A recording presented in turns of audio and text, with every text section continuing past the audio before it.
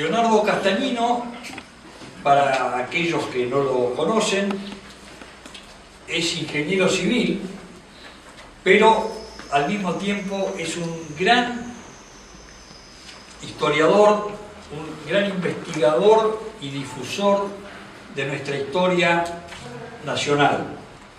Es nacido en la provincia de La Pampa, de modo que también tenemos un hombre del interior, y aparte que ha recorrido por su trabajo todo el territorio argentino, desde el Chaco, el Mendoza, el sur, y realmente se ha destacado en difundir la historia a través de sus libros, a través de publicaciones periódicas, en programas radiales y de televisión. Es decir, es un hombre que aprovecha las técnicas modernas para difundir los temas históricos.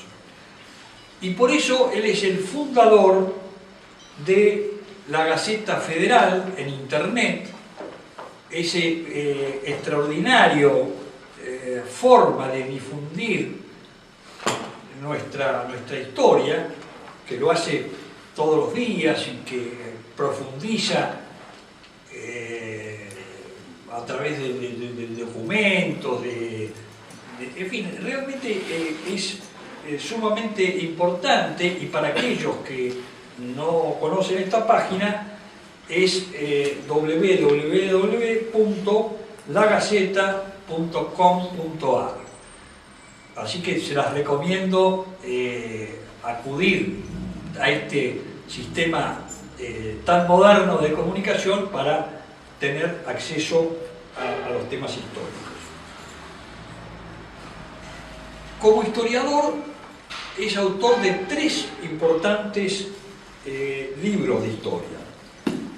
Juan Manuel de Rosas, Sombras y Verdades, La Guerra del Paraguay, La Triple Alianza contra los Países del Plata, y Juan Manuel de Rosas, La Ley y el Orden.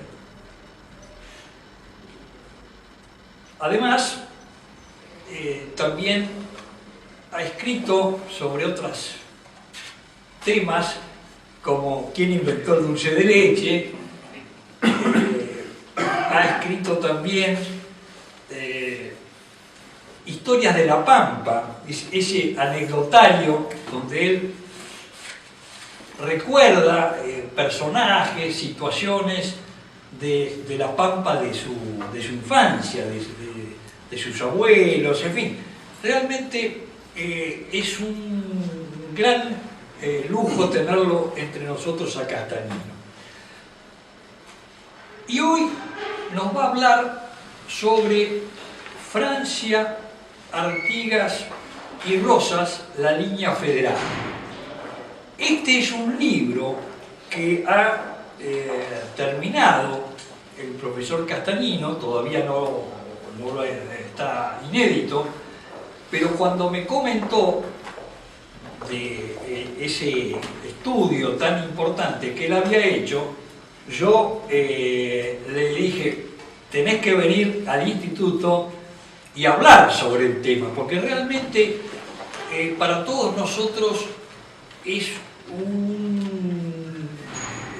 algo fundamental, que es el principio mismo de la línea federal. Es decir, Gaspar Rodríguez de Francia, desde la revolución en el Paraguay, que es en 1811, después de que fuera Belgrano y demás, fue uno de los que precisamente tenía la idea de confederación, y la misma idea que tenía paralelamente en la misma época Artigas. De modo que son 2 figuras las primeras que empezaron con la idea de una confederación federal como sistema de gobierno. Después, más adelante, viene Manuel Dorrego y finalmente aparece Juan Manuel de Rosas luego del fusilamiento de Dorrego como líder del pensamiento federal. Pero yo creo que los primeros, indudablemente, son Gaspar Rodríguez de Francia y Artigas, que son de la misma época. De modo que realmente yo pienso que es un tema sumamente importante para los que tenemos esa idea de federalismo y de confederación. Bueno, sepamos un poco cómo se originó. Así que los dejo con el ingeniero Castañeda. Muchas gracias.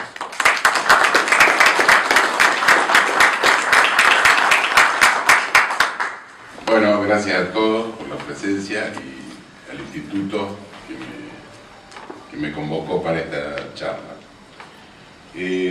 Como dijo Kelly Cantilo, a partir de la Revolución de Mayo, se hace la Revolución de Mayo acá en Buenos Aires, pero hubo varias regiones que no se adhirieron, entre ellas Paraguay y la Banda Oriental, también el Alto Perú, etc. Pero yo me voy a referir a esos dos, que precisamente es la sede de Francia y de Artigas. En Paraguay, cuando se produce la Revolución de Mayo, Paraguay no se adhiere y había tres tendencias. Había una tendencia que era españolista, que había muchos, incluso españoles nativos de España, que querían seguir, digamos, leales al rey. Después había otro grupo que era porteñista, que era un grupo mucho menor, pero que eran comerciantes que tenían cierta relación con Buenos Aires y querían adherirse a la revolución a la Junta de Buenos Aires. Y después había un grupo de criollos que era mayoritario, que tenían buena predisposición hacia el gobernador, que era un español, que era Bernardo de Velasco. Entonces se mantuvieron leales, digamos, a España. La Junta de Buenos Aires intenta adherirlos, entonces manda dos misiones, primero, una es Arias y otra es Espíndola, que en realidad no estuvo muy bien elegido, porque por ejemplo Espíndola era un coronel paraguayo que estaba bastante mal visto allá, había tenido algunas refriegas con el gobernador y lo habían expulsado, etcétera, estaba en Buenos Aires y lo eligen para hacer la misión de adherirlos a la revolución, pero le fue muy mal, se tuvo que ir prácticamente escapado de Paraguay. Mientras se producían esas misiones, mientras se desarrollaban esas misiones, Buenos Aires preparaba un ejército auxiliar, le llamaban, no sé auxiliar de qué, pero bueno, se llamaba así, ejército auxiliar, al mando de Belgrano. Belgrano avanza va hacia Paraguay. A mi entender un poco inocente, pensó que cuando llegara todos los paraguayos iban a adherir a él como que iba como libertador. Sin embargo, ni bien cruza el río, los paraguayos se sienten invadidos por un ejército extraño, entonces le hacen un vacío territorial, se retiran hacia el interior del país, llevándose todo lo que podían, los bagajes, todo lo que pudieran llevar, incendiando algunos campos, y le dejan el territorio desierto, digamos. Y ahí se da una incongruencia, y porque Belgrano iba con el pabellón español y a nombre de Fernando VII, que era lo mismo que enarbolaban los paraguayos, porque la Junta se decía, no estaba en contra de Fernando VII teóricamente, pero si bien eran revolucionarios, enarbolaban esa bandera. Belgrano avanza por territorio paraguayo bastante fácilmente porque le habían dejado el terreno libre, pero hasta que se enfrentan primero en Paraguarí y después en Tacuarí y lo vencen. Ahí en Paraguarí se da un hecho curioso o significativo, que es que ni bien empieza la batalla, los españoles, el batallón español que estaba al mando de Velasco, se desbanda. Entonces Velasco huye, digamos, se va hasta Asunción y da el parte de la derrota. En el interín, los criollos paraguayos toman la iniciativa contra Belgrano y lo derrotan. Entonces, ¿eso qué produjo? Por un lado, Velasco se desacreditó ante los paraguayos. Por otro lado, los nativos paraguayos, los criollos, se dieron cuenta que ellos podían ser dueños de su destino. Entonces, al poco tiempo, después viene de Tacuarí, que lo vencen, Belgrano se tiene que retirar, vigilado por los paraguayos de cerca, que no lo toman, digamos, como que lo dejan salir del territorio. Incluso Cabañas, que era el jefe, después se lo echan en cara en Asunción. Entonces, terminado Tacuarí, en Asunción, el mismo ejército lo exige a Velasco que gobierne con una junta formada por 3 personas, 2 paraguayos y el propio Velasco. Al poco tiempo lo desplazan a Velasco porque le encuentran una correspondencia con los brasileños, y con esa excusa lo desplazan y quedan 3 paraguayos al mando del gobierno de Paraguay. Uno de ellos era Gaspar Rodríguez de Francia. Gaspar Rodríguez de Francia era un nativo paraguayo que había estudiado leyes en el Colegio Montserrat de Córdoba, era un admirador de Franklin y de la Confederación norteamericana, y era un hombre inteligente, firme y desconfiado, que fue, digamos, tomando poder y tomando resonancia, digamos, en el gobierno, y terminó siendo el hombre fuerte de Paraguay, que incluso lo nombraron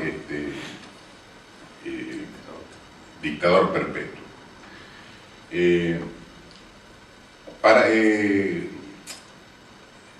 Francia, o la Junta Asunceña, pero por letra de Francia, le manda una nota a la Junta de Buenos Aires proponiéndole formar una confederación de provincias autónomas donde ninguna tuviera preponderancia sobre las demás.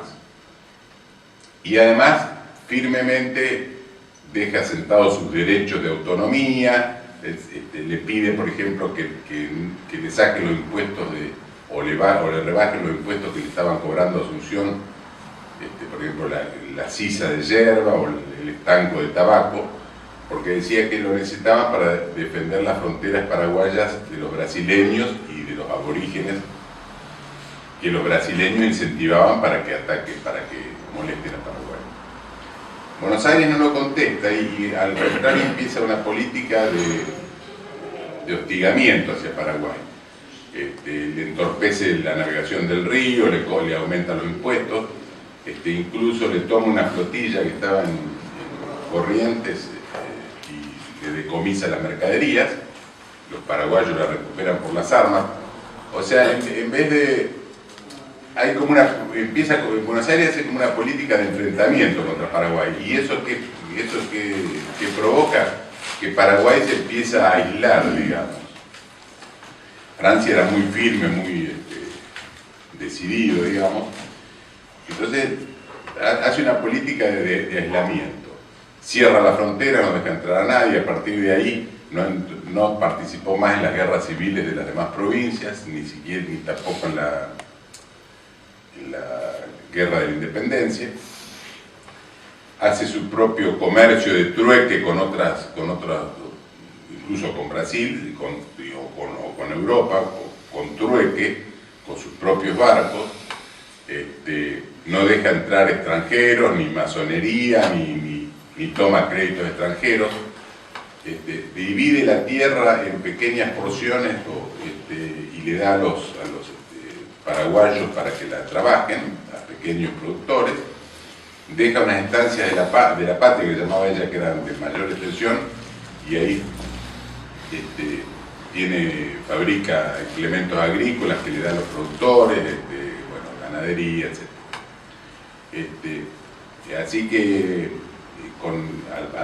A través del tiempo Paraguay llegó a ser un país realmente autónomo e independiente de los demás, con su propio ferrocarril, telégrafo, etcétera, en épocas posteriores. Durante el gobierno de Rosas, la relación que hay entre Francia y Rosas es que Rosas le manda a un emisario que se llamaba Arocena y tienen una conversación privada ahí con Francia y llegan a un acuerdo. Paraguay iba a pedir la separación como provincia, como un país aparte, y tampoco Rosas la iba a incorporar por la fuerza. Ese status quo se mantiene hasta la muerte de Francia en 1840. Cuando muere Francia asume Carlos Antonio López, que es un poco más aperturista. Entonces en 1842 declara la independencia de Paraguay. Los brasileños, por supuesto, se la aprueban enseguida porque, claro, estaban reconociendo la separación de una provincia argentina. Y Antonio López manda un emisario a Buenos Aires para que Rosas le apruebe la independencia. Bueno, lo atienden muy bien, están, no sé, acá un mes o dos, y Rosas le contesta a Paraguay con dos notas. Una nota oficial, digamos,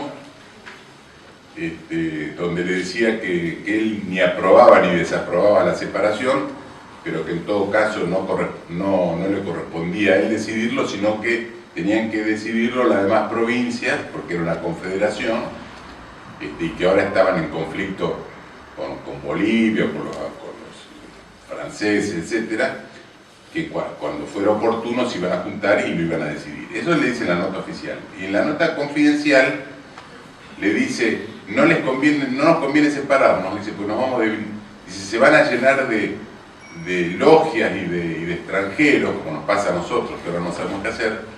Dice, nos vamos a debilitar los dos, dice, y nos van a invadir los brasileños, que fue lo que pasó después, ¿no? En 1852, en Caseros, y en la guerra Paraguay, que destruyeron todo Paraguay. Así que yo creo que Francia fue uno de los primeros, el primero que propuso una confederación de provincias autónomas. A su vez en Montevideo, la banda oriental, ¿qué pasó? Montevideo se mantuvo leal a las autoridades españolas. Artigas, que en ese momento era oficial blandengue, oficial español blandengue, deja el puesto y con 2 o 3 acompañantes se viene a Buenos Aires y le ofrece a la Junta llevar las banderas de la revolución hasta Montevideo. Bueno, Buenos Aires lo acepta, le da, más que nada le da ánimo porque prácticamente no le financia nada, y en el interín de su regreso se demora algunos días en Entre Ríos. Entonces, mientras tanto se produce en Uruguay un hecho llamado, que se conoce como el Grito de Ascencio. Un paisano del campo, un capataz conocido de la campaña y una persona de la milicia convocan a la orilla del río Ascencio a la gente. Se juntan, eran casi todos ganaderos, peones, incluso hasta indígenas había. Entonces se declaran en rebelión contra las autoridades de Montevideo y el monopolio del comercio español. Cuando llega Artigas, claro, fue el caudillo natural, porque todos lo conocían ya de toda la actuación que había tenido antes en la campaña. Y los porteños llegan a un acuerdo con Delío y le dejan la campaña, la jurisdicción a Delío, sobre todo en la banda oriental. Entonces Artigas se tiene que retirar a Entre Ríos, después regresa, etc. Entonces, en 1813, el Congreso, en Buenos Aires, congregan un congreso que se conoce como la Asamblea del año 13. Lo invitan a Paraguay a que mande diputados. Paraguay, con distintas excusas de tiempo, que no podían, por falta de tiempo, no podían juntar los cabildos y nombrar a los diputados, no manda. Pero Artigas sí, manda 5 diputados por cada región que se componía de la banda oriental. Y los manda con algunas instrucciones, que son más o menos de 20 puntos. bueno, habla de formar una confederación de provincias autónomas, prácticamente lo mismo que decía Francia, donde ninguna tenga preponderancia, etc. Y en un artículo específico ponía: la capital debe estar necesariamente fuera de Buenos Aires. Bueno, ya con esa cláusula directamente el Congreso, que estaba dominado por los directoriales de Alvear, etc., directamente rechazan la incorporación de los diputados con alguna excusa formal de firma, etc., y no los dejan participar en el Congreso. Entonces, ahí se empieza a abrir más todavía la fisura entre Artigas y Buenos Aires. Eso fue en 1813. A partir de ahí, hay varias provincias que entran en disidencia con Buenos Aires y le piden la protección a Artigas. Entonces forman la Liga Federal, que terminó formada por la banda oriental, Entre Ríos, Corrientes, Misiones, Santa Fe y Córdoba. Y se gobernaba desde un pueblo que se fue formando ahí en ese momento, que se llama Purificación, que no existe más, que queda ahí próximo a Paysandú, donde ahora está le llaman la meseta Artigas, hay un monumento ahí de Artigas, y ahí cerquita está. Bueno, se forma esa Liga Federal, Liga de Pueblos Libres, y en 1815 se reúnen en el Congreso de Arroyo de la China y ahí declaran la independencia de España y de toda potencia extranjera, cosa que no pasó en Tucumán. Manda delegados a Buenos Aires para informar lo que habían decidido. En Buenos Aires los meten presos, digamos, los delegados, y convocan al Congreso de Tucumán. En el Congreso de Tucumán se declara la independencia de España, pero no de las potencias extranjeras, que sí se le agrega una cláusula 9 días después, y a ese Congreso de Tucumán no concurren las provincias de la Liga Federal, excepto Córdoba, que tuvo unos 2 congresos. Bueno, a partir de 1817, los portugueses invaden la banda oriental. Un poco, no sé si fomentado, pero por lo menos con la anuencia de la Junta de Buenos Aires, porque era una forma de sacarse de encima Artigas. Entonces no lo apoya, no lo ayuda, no le manda armas, nada, y se empieza un reclamo de Artigas contra Buenos Aires. Artigas a su vez le propone varias notas y enviados que se mandan con Francia, le propone que integre a Paraguay, que integre la Liga esa de Pueblos Libres, pero Francia, que desconfiaba porque era un hombre del sur, decía, un hombre de abajo, era Artigas, entonces tenía cierta desconfianza, además no quería entrar en conflicto con Buenos Aires, entonces no entra en la Liga. Bueno, a partir de la toma de la ocupación portuguesa de la banda oriental, se empieza a abrir más la grieta, como dicen ahora, entre Artigas y Buenos Aires, y desemboca en la batalla de Caseros, de Cepeda de 1820, donde las tropas federales, al mando de Estanislao López y Francisco Pancho Ramírez, vencen a Buenos Aires y a las tropas de Buenos Aires queda sitiada la ciudad.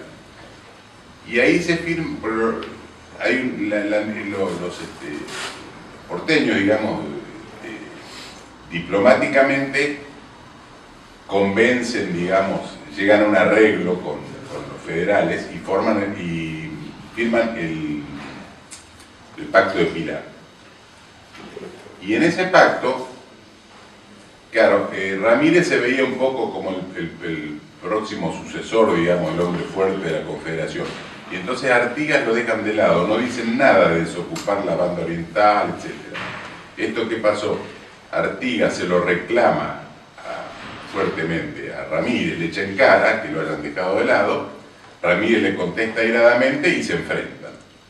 Se enfrentan, con las armas, tienen varias batallas con distintos resultados de ambos bandos, hasta que Artigas termina exiliado con un grupo de gente en Paraguay. hasta su muerte en 1850. Artigas no quiere saber más nada de volver, lo fueron a ver varias veces, pero no quiso saber más nada, y muere en 1850. Artigas siempre decía: yo soy argentino nacido en la banda oriental, porque él nunca quiso separarse. Él quería formar una confederación con Uruguay, no separar a Uruguay. Bueno, después de Artigas, del exilio de Artigas, en 1825 un grupo de orientales que estaba acá en Buenos Aires hacen la gesta de los estancieros orientales, que se llama, que fue incluso financiada por algunos estancieros por Anchorena, por Rosa y por algunos más. Entonces 33 orientales desembarcan en la orilla oriental del Uruguay, se le empieza a adherir más gente hasta que forman en el Congreso de la Florida, hacen un congreso y ahí se declaran independientes de Brasil. Yo voy a leer una frase de ese congreso, de lo que resolvió el congreso, porque vale la pena. Voy a leer textual porque sería una lástima perder algunas palabras. Pero dice así, en el artículo primero dice que declara írritos, nulos, disueltos y de ningún valor para siempre todos los actos de incorporación, reconocimiento, aclamaciones y juramentos arrancados a los pueblos de la provincia oriental por la violencia de la fuerza unida a la perfidia de los intrusos poderes de Portugal y el Brasil, que han tiranizado, hollado y usurpado sus inalienables derechos y sujetándole al yugo de un absoluto despotismo desde el año 1817 hasta el presente de 1825. Y por cuanto el pueblo oriental aborrece y detesta hasta el recuerdo de los documentos que comprenden tan ominiosos actos, y en el artículo segundo agrega: reasumiendo la provincia oriental la plenitud de los derechos, libertades y prerrogativas inherentes a los demás pueblos de la tierra, se declara de hecho y de derecho libre e independiente del rey de Portugal, del emperador de Brasil y de cualquier otro del universo, con amplio y pleno poder para darse la forma que en uso y ejercicio de su soberanía estime conveniente, para resolver y sancionar todo cuanto tienda a la felicidad de ella, declara que su voto general, constante, solemne y decidido es y debe ser por la unión con las demás provincias argentinas, a que siempre perteneció por los vínculos más sagrados que el mundo conoce. Por tanto, ha sancionado y decreta por ley fundamental la siguiente: queda la provincia oriental del Río de la Plata unida a las demás por este nombre en el territorio de Sudamérica, por ser la libre y espontánea voluntad de los pueblos que la componen, manifestada en testimonios irrefragables y refuerzos heroicos del primer periodo de la regeneración política de dichas provincias. O sea que ahí se estaba cumpliendo el deseo de Artigas, digamos, el ideal de Artigas de reincorporarse a la Confederación Argentina. Después, bueno, después vino incluso la guerra con Brasil a raíz de esto, que la gana la Confederación en Ituzaingó, y Rivadavia y sus compinches le regalan todo a los brasileños. Bueno, no se quedaron con Uruguay, pero prácticamente, bueno, la separaron, digamos, y tuvo mucha influencia. Así que, bueno, eso es más o menos la trayectoria de Artigas. Con respecto a Rosas, bueno, yo ya dije lo que había pasado durante su relación con Francia. La cuestión que ha asumido Rosas, él hace el pacto federal entre Buenos Aires, entre Río y Santa Fe, que era un pacto como de mutuo acuerdo y de defensa, y lo nombran a Rosas como representante de Relaciones Exteriores. También hace la ley de aduanas, donde favorece, de 1835, donde favorece a las provincias, que se lo agradecen, y después tiene todas las actuaciones han sido siempre de respeto hacia las demás provincias. Por ejemplo, cuando Rivera se pelea, lo destituye a Oribe y se arma una guerra entre ambos, Rosas le manda un ejército auxiliar al mando de Oribe. No es que invade la banda oriental, sino que le manda a Oribe, que era el federal, le manda un ejército y le dice, digamos, en ayuda, ¿no? Cuando se forma la Liga del Norte, en 1840 pasa lo mismo, que era Lavalle, Paz y La Madrid, manda un ejército y lo manda al mando de Oribe, porque no era el ejército de Buenos Aires que invadía la República, sino que iba al mando de Oribe. Bueno, lo de la independencia de Paraguay ya lo dije. Después, cuando hubo la revolución de Corrientes, una revolución unitaria en Corrientes, Carlos Antonio López lo manda al hijo, a Francisco Solano López, con 10.000 soldados, a apoyar la revolución. Y Rosas le ordena a Urquiza que los desaloje, pero que de ninguna manera pase el río. O sea, siempre respetaba, digamos, a las demás provincias, ¿no? Cuando la guerra de la Confederación Peruano-Boliviana, que el gobernador era Santa Cruz, Santa Cruz pretendía adherir las provincias, separar las provincias de Salta y Jujuy. Estaba en combinación con los unitarios de Montevideo y con Cuyen, que era un traidor, digamos, de Stanislao López. Se arma una guerra, la gana la Confederación Argentina, con Chile, que también intervenía, y los generales le proponen a Rosas, bueno, esta es la oportunidad para incorporar a Bolivia. Y Rosas, en una carta que le escribe a Pacheco, que era jefe del ejército, le dijo, eso no va a suceder mientras yo esté en el gobierno, porque sería aprovecharnos de la desgracia de un pueblo hermano que va a crear un rencor para siempre. Dejemos que se organicen y después invitémoslos a que formen parte de la Confederación. Lo mismo sucedió durante la guerra con los anglo-franceses, porque vencidos los anglo-franceses empezaron a negociar con Rosas una paz y querían negociar una paz con Oribe por separado, y Rosas nunca le permitió, le dijo, no, Oribe es parte de la Confederación, entonces la paz se hace con todo. Y después hay un documento notable, cuando Quiroga va de mediador en un conflicto que había entre las provincias de Salta y Jujuy, se junta por el mismo pedido de Quiroga, se juntan en la hacienda de Figueroa, que acá en Carmen de Areco, y tienen una conferencia de un día, y entonces Quiroga parte hacia el norte en una diligencia, y Rosas le escribe una carta y se la hace alcanzar en el viaje. Y en esa carta, bueno, que es muy larga, es notable porque en una parte habla de la Constitución y de formar un Congreso Constituyente y todo. Entonces Rosas le dice no se puede formar un cuerpo sano con miembros enfermos. Primero se tiene que organizar cada provincia y después dictar una Constitución que las represente unidas. Dice, porque la Constitución no une a los pueblos, sino que los representa unidos.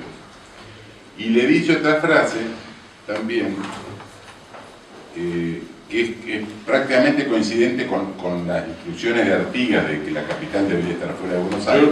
Para terminar voy a leer 2 o 3 frases de algunos personajes importantes que demuestran esta política o filosofía de liberales, de romper, digamos, de unirse al mundo, de todas estas ideas unitarias, ¿no?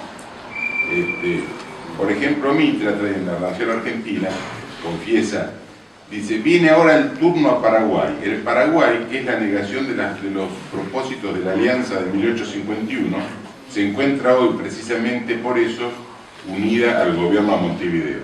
O sea, ahí está Casero y la guerra Paraguay, una línea, digamos, que nos ponían los unitarios.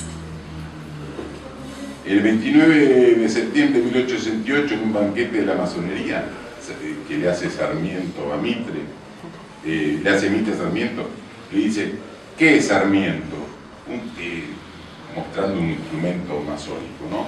Dice, ¿qué es Sarmiento? Un pobre hombre como yo, un instrumento como este le muestra un compás, ¿no? Y después Vicente Fidel López en la Cámara de Diputados dice, ¿qué somos ahora? No somos sino agentes serviles y pagados a módico precio de las plazas extranjeras. Quiere decir que en la guerra Paraguay los que se beneficiaron fueron los ingleses, que no gastaron una gota de sangre y se quedaron con todo, ¿no? Hay un libro que se llama Los orígenes de la guerra de Triple Alianza, que es Pelham Orton Box, que lo tradujeron al castellano, y en una frase, en una parte dice, los aliados fueron a liberar a los guaraníes del tirano y a abrir de par en par las puertas de la civilización moderna en forma de concesiones, financiación, inversiones extranjeras y otras emanaciones de las bolsas de Berlín, Londres, Nueva York y Buenos Aires.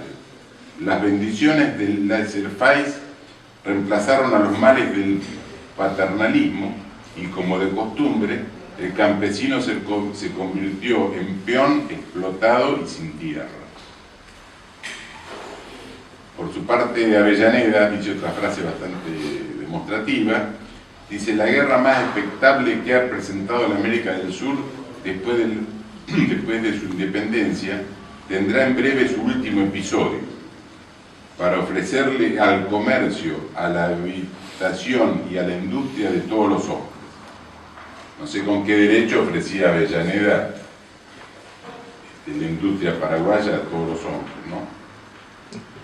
Y Mitre, refiriéndose también a la guerra de Paraguay, dice, cuando nuestros guerreros vuelvan de su larga y gloriosa campaña, podrá el comercio ver inscritas en sus banderas los grandes principios que los apóstoles del libre cambio han proclamado para mayor alegría y felicidad de los hombres. Así que bueno, yo creo que se ve claramente, digamos, cuál es la línea federal, digamos, ya sea por la autonomía de las provincias y además por esa filosofía política, y se ve claramente cuál es la línea federal y la línea unitaria. Por eso yo el libro mío, que decía que hacía referencia a Kelly Cantilo, lo llamé así, Francia, Artigas y Rosas, la línea federal. Así que bueno, eso sería todo. No sé si fui muy largo o muy corto, a veces me apuro porque